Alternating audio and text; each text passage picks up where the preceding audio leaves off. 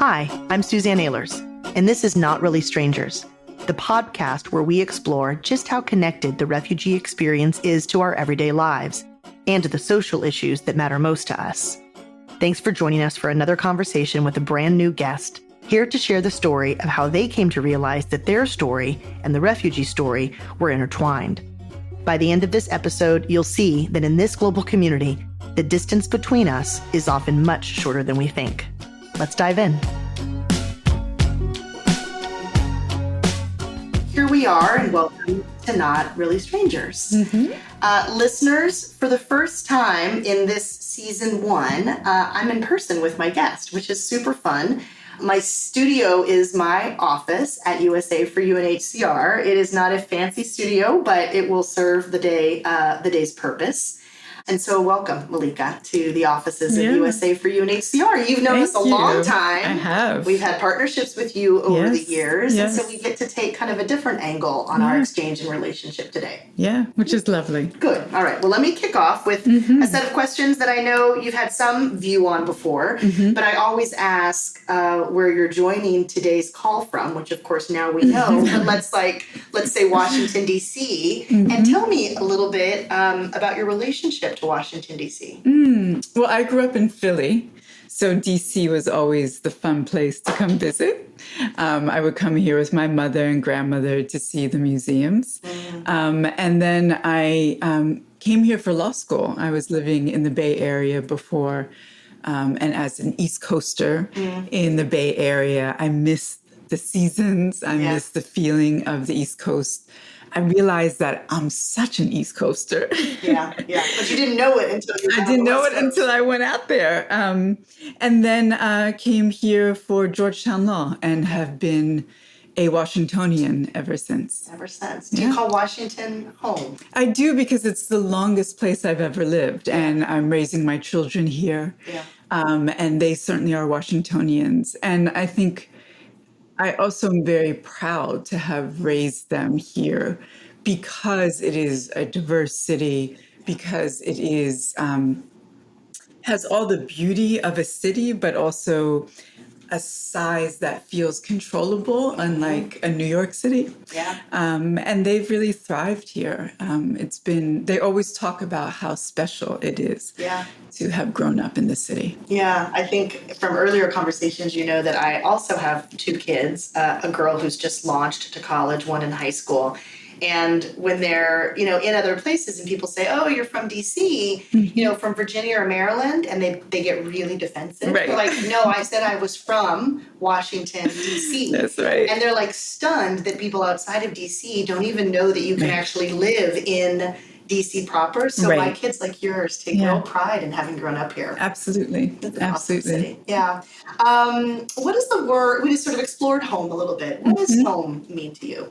Well, I come out of many different ancestries and communities, and often when you have that identity, there's a way that home feels nowhere and everywhere at the same time. So I think for me, home has always carried that duality of feeling entirely untethered to a fixed place or community or identity, and also feeling connected to so many different homes, to so many different communities and places and sense of self. Yeah.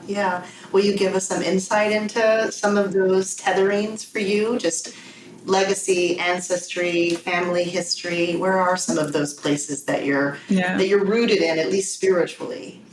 My peoples come from Northern Africa, Northern Eastern Africa, from Russia, Odessa.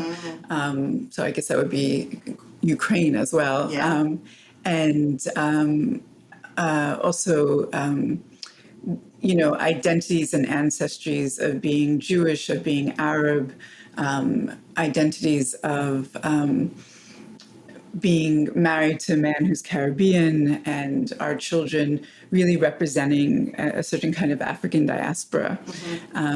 So I don't fit neatly into one category. And that has always been a place of pain, of connection and expansiveness, and also understanding from so many different angles the danger of otherizing.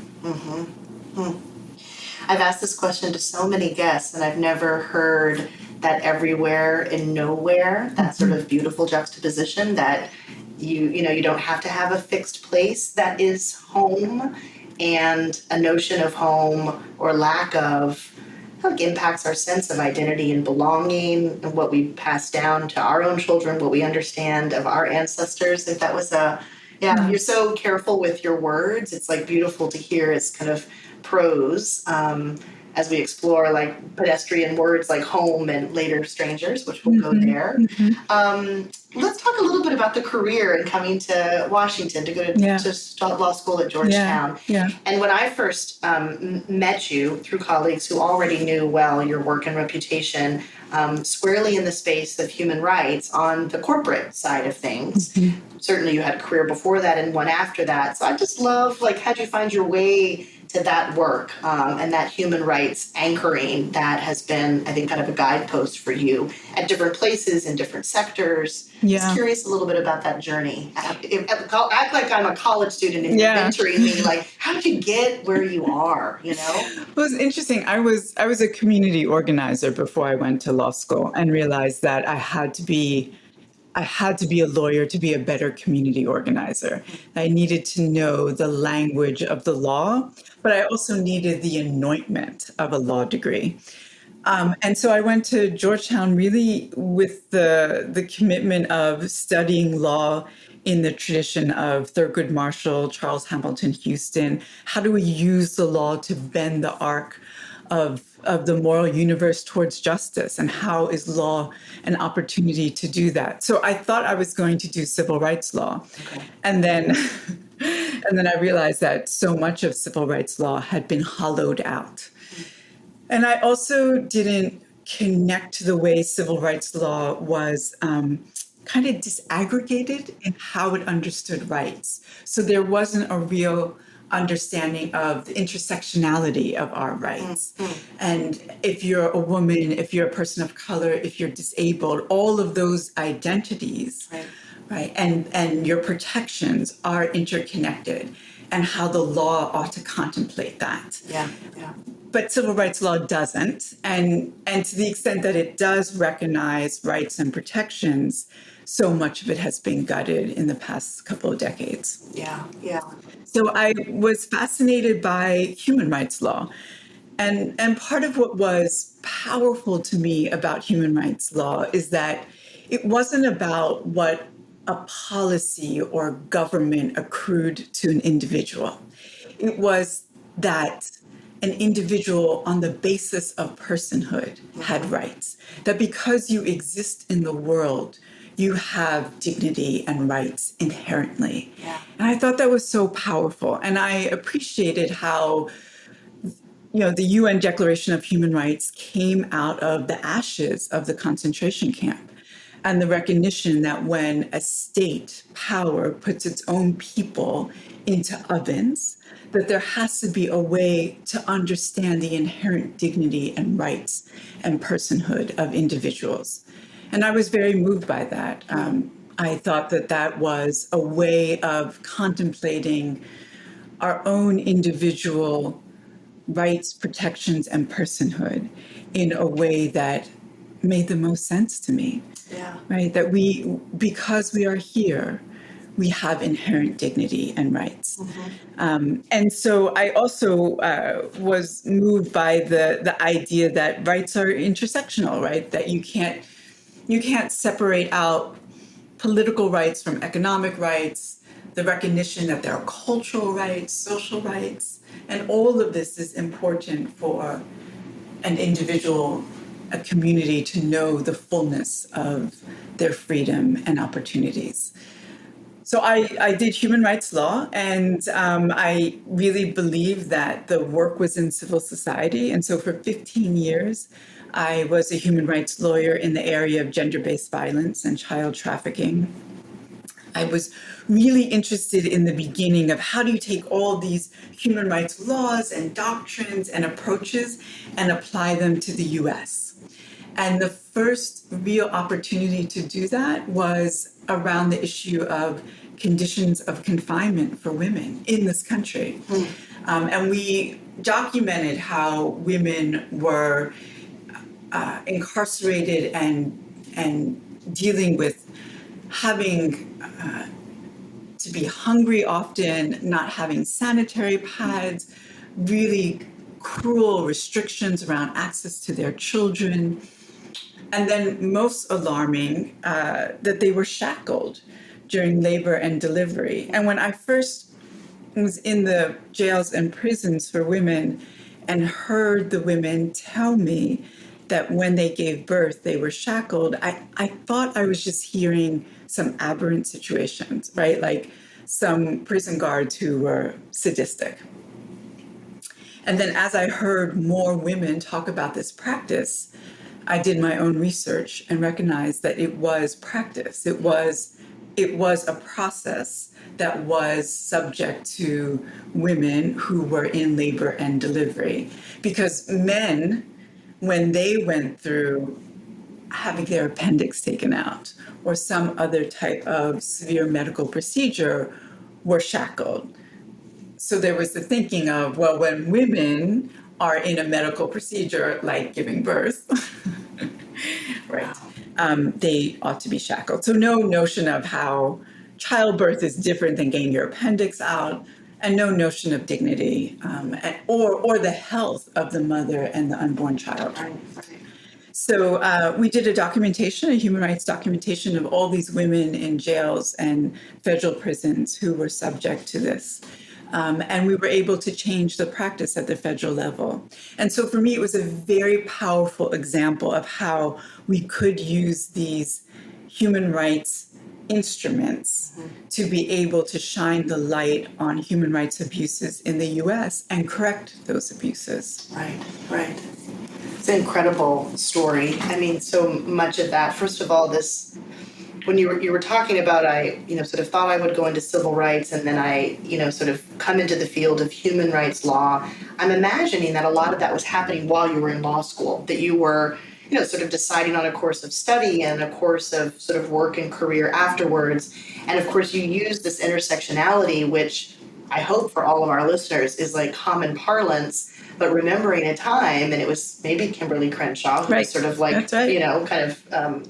who was a mentor. Who was a mentor to you? Wow. Wow. Yeah. I mean, it seems hard to imagine not having an intersectional lens on any of the work that we pursue. Right. And so for years, my first career was in sexual and reproductive health and rights. And I remember meeting a woman who had worked in the sort of prison industrial complex on the issue of sexual assault against men. Yeah, right. And I remember thinking I had a hard advocacy agenda in front of me, working on abortion rights and abortion care. And then you're now sort of trying to defend the human rights of people who are not considered people, who have been completely othered as criminals and as inhabitants of a prison system, and that the average person really wants to turn off their thinking to what that person inherently deserves in terms of dignity and rights. I mean, I had no idea that our paths even connected in that way, but that was a friend of mine, Kathy Hall Martinez, trained as a lawyer working in California in those early days. It's just like a fascinating journey. Yeah.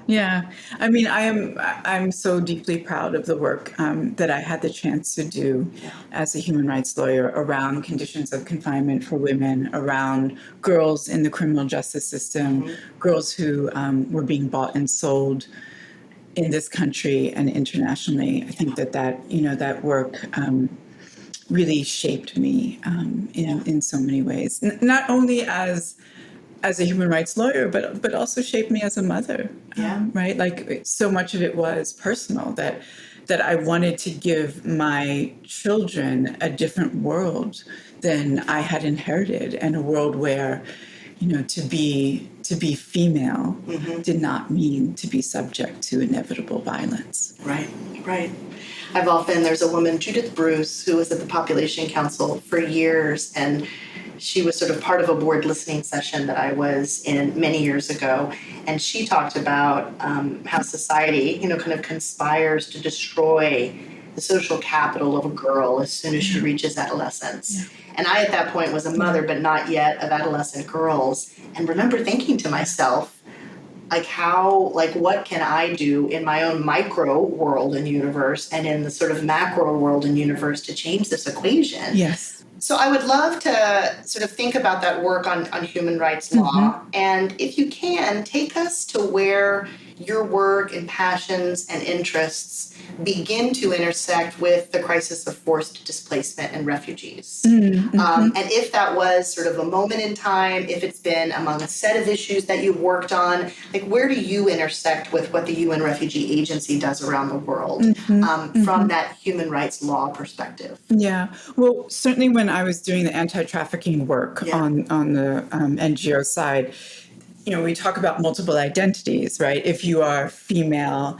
and displaced, then you are more vulnerable to being bought and sold. And so really trying to nuance the way that we talked about human trafficking and understanding the particular vulnerabilities that children and women had if, in fact, they were displaced.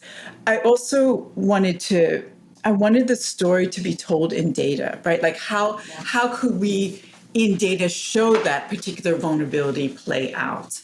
And it was powerful because not only did the data not exist, but it's almost like those individuals were erased, right? That you couldn't find the stories, you couldn't find the numbers to be able to tell that narrative. And that was always very stunning to me.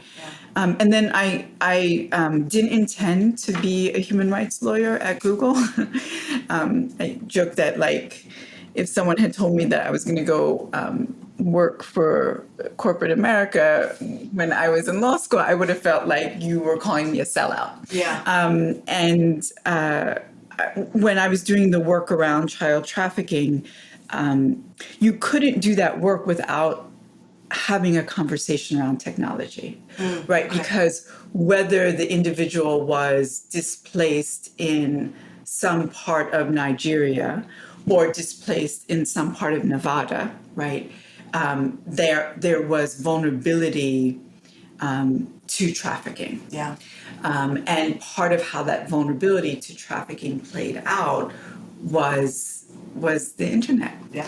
That you were being sold not on the corner, but you were being sold online. And the first real understanding of that was through survivors themselves who came to my office and showed me how children like them were being listed on Craigslist under the sex ads, and that there was a whole language to signal to buyers that the person was underage.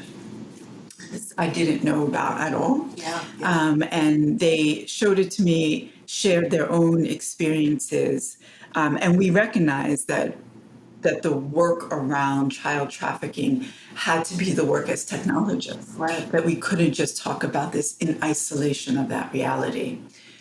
That work brought me to the attention of Google, and Google recruited me to come in and help them figure out how to be a good actor in this space, how to ensure that they weren't complicit with the sale of any human body. Right. And how was that being played out in policy as well as in product? So it was a fascinating opportunity to go into a space I had never been in before. And I'm not sure I would have said yes to it, but I had heard at the same time I was invited to a speech that Paul Pullman gave. And at the time he was the head of Unilever. Okay. And he gave one of the most radical speeches I had ever heard. One that might have rivaled hearing Angela Davis speak when I was a student at Brown University. Wow. It was very radical. I love that. Angela Davis and the CEO of Unilever, you couldn't even. Couldn't even. And I don't know what Unilever's work is now outside of Paul Pullman, but at the time, he painted a picture of how civil society is important, government is important, but corporations can have as much power, if not more power, over human rights than those entities. Yeah. And the way he played that out and how he was talking about the responsibility of corporate America. And this was just after the UN guiding principles had been established. I was blown away. Wow. And so he opened up for me a way of understanding human rights adherence and corporate responsibility in a manner that I just never thought about before. So I went into Google with that kind of mindset. And it was clear that individuals in conflict regions, individuals who were being displaced, were especially vulnerable on our platform, vulnerable to trafficking, but other forms of violence. And so what were we going to do around that reality? I spent 4 years on the Google government affairs side, and then I went to YouTube and started to do that human rights work on the YouTube side. And it was Susan Wojcicki, who was the head of YouTube at the time, who I think was really such a moral compass for the company in ways that were really needed. And she wanted to make more of a commitment to refugees and displaced persons. And that allowed us to partner together to really think about how do we leverage the YouTube platform to tell the stories of refugees. And we have some in the show notes. We will put links to some of the most beautiful and powerful examples of that we would have collaborated with you and others at YouTube on. It's so interesting thinking about, we are fundraisers for the UN Refugee Agency, and we explore every possible revenue channel. We work with traditional foundations like the Fords and the MacArthurs. We work with very rich people. We work with people who are not so rich but give a $10 a month gift. And then we work with a lot of private sector corporate partners. Yeah. And before I had this work, I think I also had a hard time getting my head around, the kind of courageous leadership that frankly can exist in any kind of institution. I always sort of bristle a little bit when people say, oh, nonprofits, you guys have something to learn from the private sector. And sure, we do. But by the way, I've seen great and terrible leadership in both sectors. Yes. I've seen really rotten balance sheets on the corporate side as often as I've seen rotten balance sheets on the nonprofit side. Yes. And so having you reflect about that Paul example just reminds me that what an act of courage it is to be especially bold in an environment that's not even really demanding it from you. It's one thing to work on human rights at an international NGO, and of course you're a tour de force when it comes to that.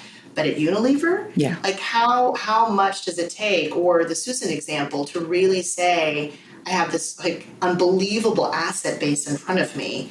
What can I do to leverage it? Not all the time, that's not our business model, but at least some of the time in ways that advance a conversation around justice, around rights, around equity. I've really been playing with that these last couple of years as I see corporate leaders do pretty extraordinary stuff. When, as far as I can tell, there's not always sort of an incentive, quote unquote, to do it, at least from a bottom line and board pressure perspective. Right. So that moral compass is sort of an interesting thing to reflect on, and then how a corporate leader or a human rights lawyer like yourself tells the story of how displacement or vulnerabilities or the sort of intersectionality is at the heart of our shared humanity.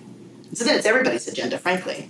And I think when you have those leaders, they create a culture that people want to be part of, right? That there is that desire to center our humanity, regardless of how many wolves of hate and violence are around us. Right. And when you have individuals who understand that to whom much is given, much is required, and have a sense of that moral compass and the importance of understanding that that moral compass can always negotiate risk and surmount it. Yeah. I think it creates not only good business, good leadership, but cultures where people want to do better. Yeah. Have you seen, I'm thinking now of your role, acting with a younger generation on a really regular basis. And I'm always a little bit hesitant to say, oh, Gen X is this and Gen Y is that. And I do think that there are sort of differing sets of expectations from institutions, from the workplace, that I see younger generations kind of embracing that bring a lot of hope to me.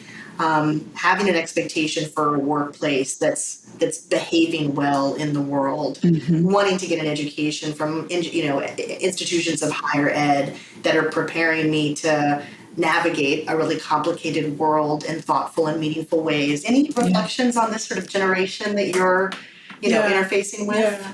Well, what's been interesting is I went to Brown after being at Google, and I could tell the first semester that I was there was a sense of like allure around the Google connection, and that students wanted some adjacency to Google and YouTube, and what was it like, and how can I get a job there, and how can I position my educational journey to be hired.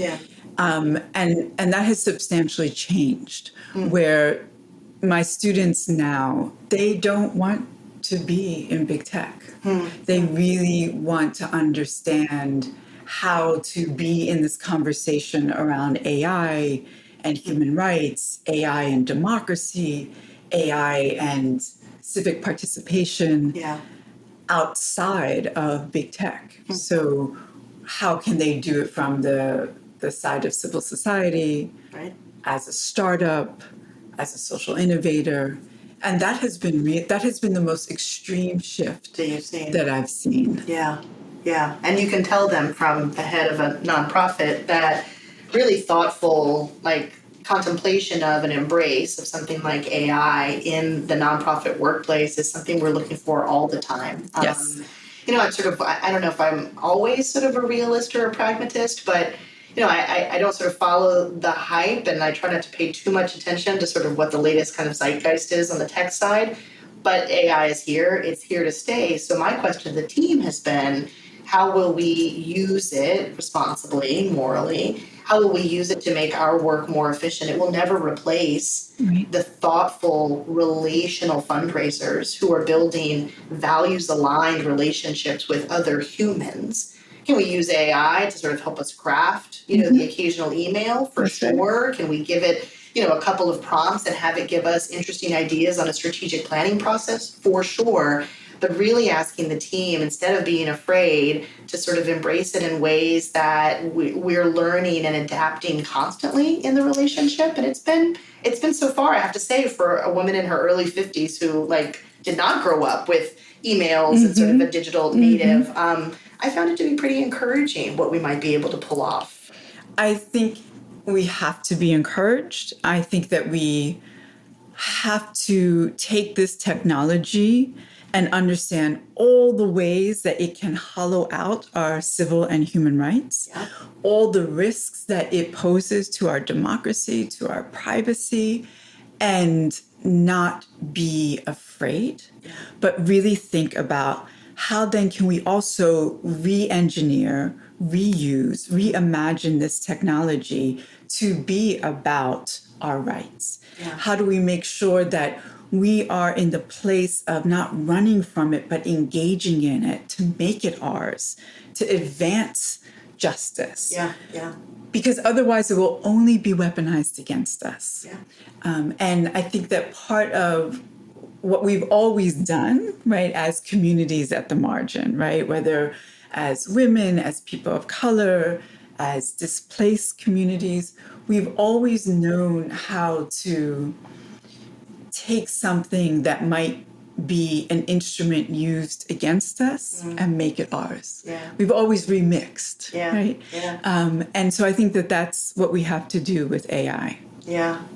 Something you said reminded me, earlier you were talking about, and maybe it was around displaced peoples, but I was thinking of lack of data and lack of stories and how, first of all, there's the opportunity to make a story our own. I feel like we do that so much with with refugees who've resettled here in the U.S. and helping them tell a new story of their contribution, of the stability they bring to communities that have been hollowed out in the middle of America, like these towns that have cropped up around those who have come from the farthest reaches of the globe to make their homes here. Yes. I was also thinking about that sort of lack of data question and how you can also make that your own. I'm reminded of, sort of a story that we did. This is before sort of You for You, but it dovetails with some things you've talked about, sort of women's access to reproductive health services in the Pacific Islands. So super geographically dispersed, small populations, not demanding a lot of attention from the world's biggest donors. And so therefore, not a lot of data on women who were living lifetimes with STIs, sexually transmitted infections. Right. And I remember sort of the researchers coming back to me at the time and saying, well, there's just like no data. There's nothing to tell. We can't do an advocacy campaign. There's no data. I was like, but the lack of data is the advocacy campaign. That's the story to tell. Yeah, exactly. That these women suffering in morbidities are absolutely deserving of a campaign. And I don't know, there's just so much beautiful stuff you've said there about, how to sort of make a story our own, how to sort of shift a conversation and not naively around AI, not just in the workplace, but frankly in sort of the democracy that we're living in. It's interesting to think about. Absolutely. And we have to do it. Yeah. Right? We have to do it because this is the fourth industrial revolution. And if we run from it, then we don't recognize the opportunities that are there for us. Yeah. And we allow those who are in control of this technology to define it for us. And it does not have to look like that. Right. Yeah.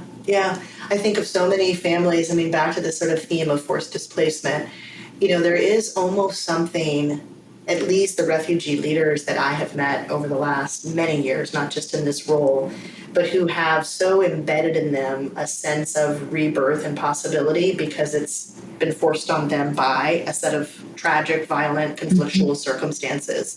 And how I find those leaders in particular, and I'm sort of thinking of so many of them in my head right now, who have such an adaptability and such... And courage. Yeah, and such a courage and such an ability to sort of like pivot and tell a new story about what feels conventional to other eyes and ears. I really love that. I called someone an entrepreneur recently, and he's like, I'm not. And I said, but you are. Like, listen to the way you think about creation. Listen to the way you think about projects at your NGO. Like, you absolutely are constantly in this space. And he's the one who said, like, that's the context in which I grew up. Like, we were constantly reinventing to stay alive, to stay ahead, to sort of like adapt to a tarp in a camp for however long it was going to be.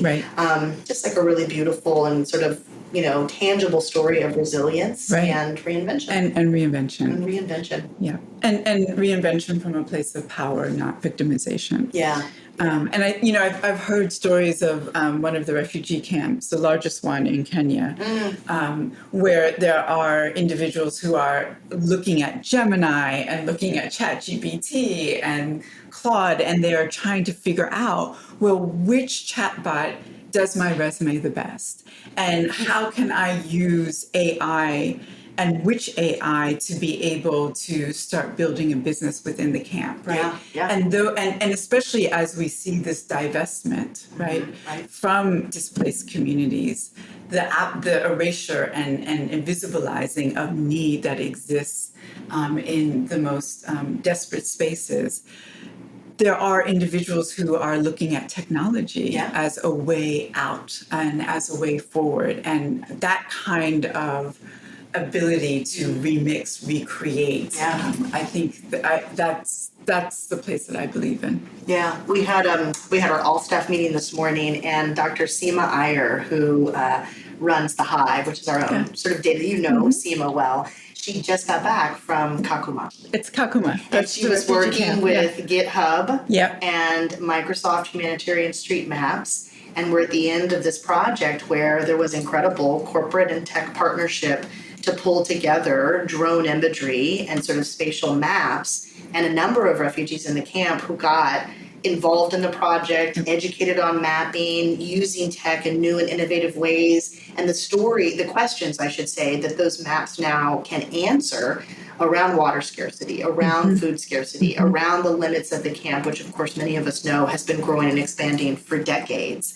A really interesting intersection that we just were inspired by this morning. Seema had some beautiful photos and told the story of, so many individuals she met who have made this kind of access to technology such an opportunity for their own learning, growth, and development. And I can't imagine what those people will do next with the sort of early skill set they've gotten. That's right, because there is something where you might not have home anymore, you might not have your land anymore, but you have access to this technology that can still create new spaces of economic mobility. And I think that big tech has a responsibility in that, but I'm also interested in how individuals can be social innovators and not have to rely on anything but designing the tech for themselves in order to create that economic access and mobility. And we saw how other iterations of tech lifted gatekeepers and democratized access. Right. And so what could it look like now in this context? If we don't start thinking that and demanding for that kind of design and access, then this fourth industrial revolution will make the mistakes of the ones before. But there's also an opportunity to insist on its benefits, to insist on its access, to insist on its prosperity as belonging not to the few, but to those in the refugee camps. Yeah, right. And believing, again, back to the sort of workplace and the culture example you gave, really believing that kind of leaderful behavior that opens up access and invites more in makes a better, stronger, smarter, more resilient product, if that's what we're talking about. I mean, that's always the part that stuns me. When people say, oh, that process is just going to be so long and iterative and democratic and we'll never get to the finish line. And I'm like, even if it takes more time, when you get to the finish line, you will have something so much more lasting, sustainable, vetted, pressure tested, interesting to diverse audiences, because diverse audiences have sort of inputted into. I mean, I just really take the extra time, in any kind of product development, and you'll save yourself billions in the end. Absolutely. I mean, this is always the argument about design from the margins, right? Yeah. Oftentimes, product will say to you, well, we're designing for those who are the majority users. But when you design from the margins, you are also thinking about the majority users. Yeah. And we see this most powerfully around disability, right? So we look at these, the curbs that we now have for wheelchairs, right? So that you have accessibility in a wheelchair to pavements without being hurt. Right. But that also has advantaged parents with strollers, right? And same thing in terms of our buses, right? Yeah. The ways in which accommodation for those who are disabled has also led to easier access for everyone. So when we design from the margins, it's not like we're only designing for a few. It's that we're smartly designing for everyone. Yeah. There's of course I won't remember it, but the name at least, but there's a Black feminist theorist or sort of political theorist who talks about, I'm kind of thinking sort of like the view from within, where if you're in sort of the marginalized space, you're always kind of taking into consideration the sort of the wedge ahead of you. Whereas if you're on the edge, on the top of the wedge, you look down and you don't see those who are in the more marginalized perspectives, and so you don't design with them in mind. I'm doing such a butchery to that, but I hadn't thought of it since my Cornell undergrad days, and something you said triggered you're turning me into a human rights theorist right here. There you go. The name of the podcast, this is sort of more of a little bit of a pivot with the question, but sure. I know your answer will not be anything common. The name of the podcast, which I love, by the way, Not Really Strangers, communications colleagues here at U4U came up with it.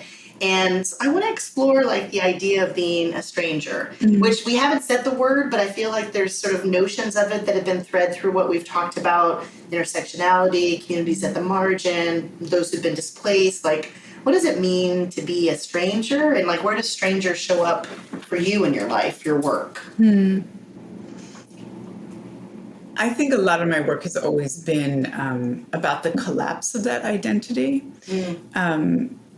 Because I think when you live in family or community that is made up of so many different ancestries and identities,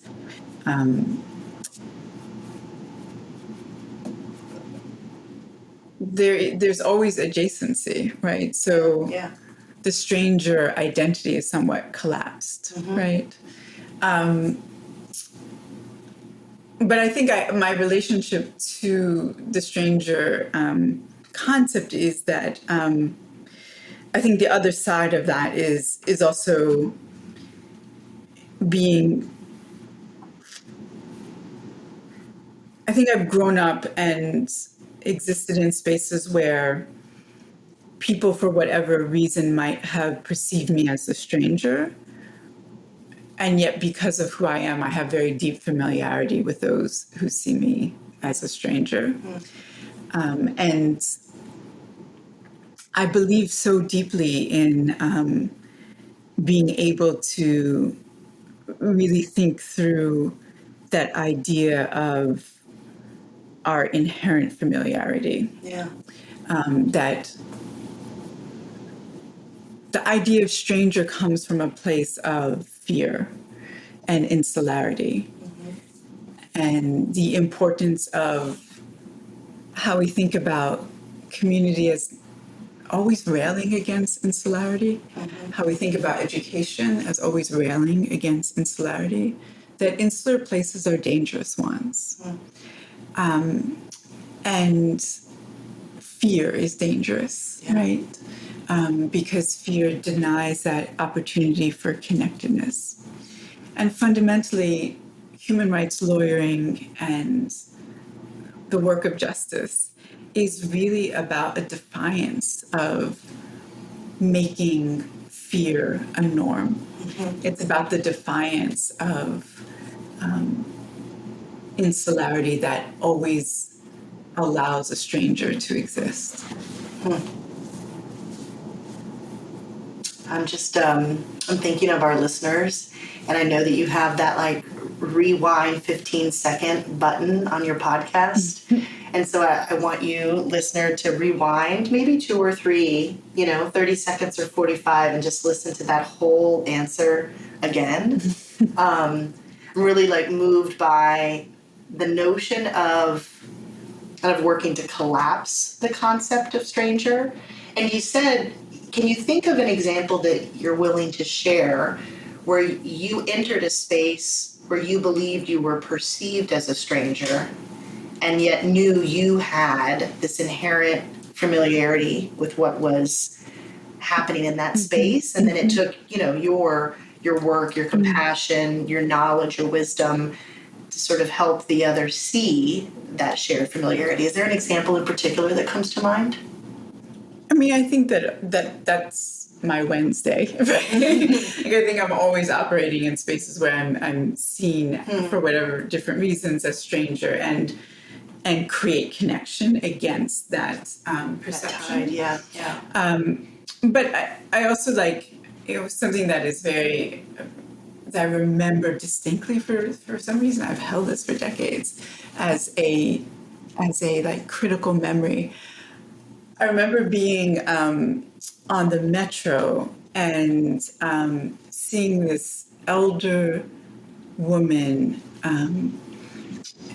and she had a Jewish star necklace, and must have been like in her 70s, and she looked like my grandmother. I mean, so much of her was just my grandmother's height and feel.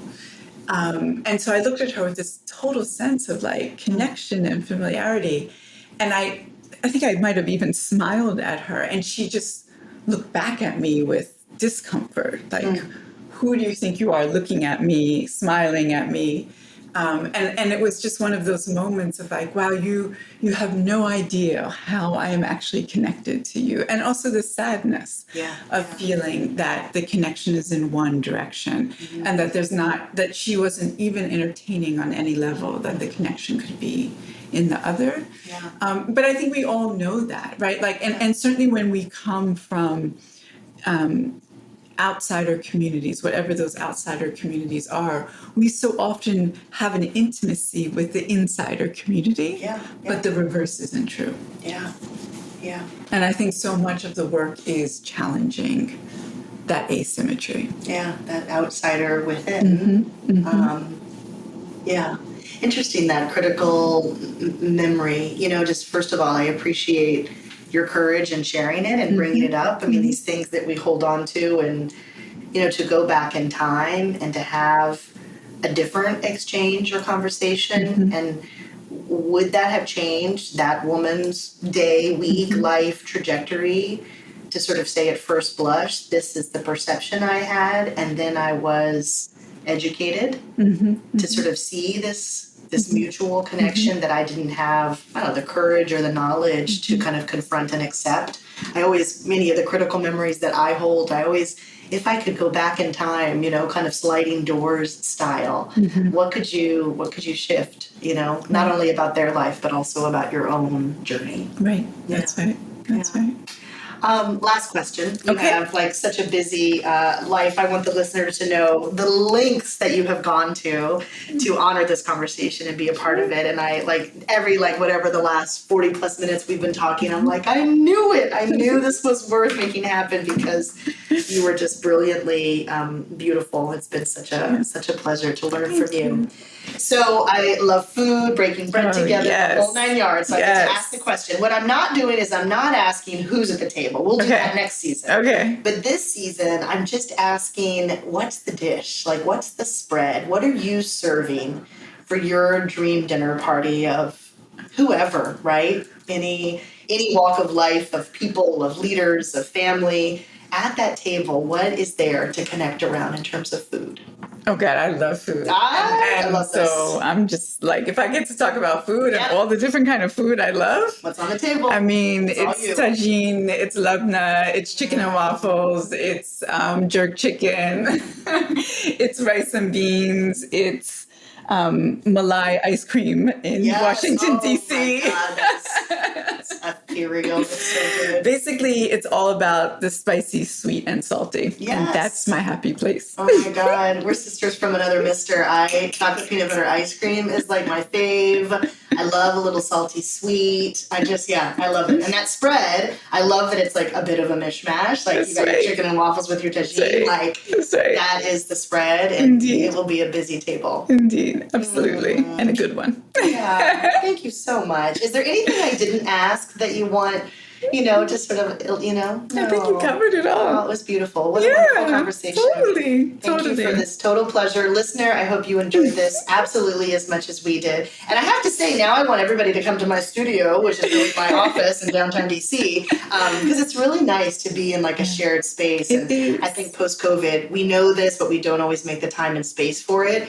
Where you're just like, you're really taking on each other's energies. We remember this, but then we let convenience get in the way. And we did try to do this, by the way, virtually. And I'm so glad it didn't work. I know, right? Because then this has been like such a treat on an afternoon. So totally. Thank you for joining. Thank you. Not really Grateful. Strangers. Yeah. Thanks so much for listening. Your time is valuable, and it means a lot that you've chosen to spend it here. You can find today's show notes, including how to connect with today's guest, at unrefugees.org/notreallystrangers. That's unrefugees.org/notreallystrangers. While you're there, I hope you'll consider making a donation to the organization I lead, USA for UNHCR, to help us provide more support for refugees here in the US and around the world. If this episode was impactful, please take a moment to review the show and share the episode with a friend or family member. This small action will help us have a much bigger impact. Thanks so much. Don't be a stranger.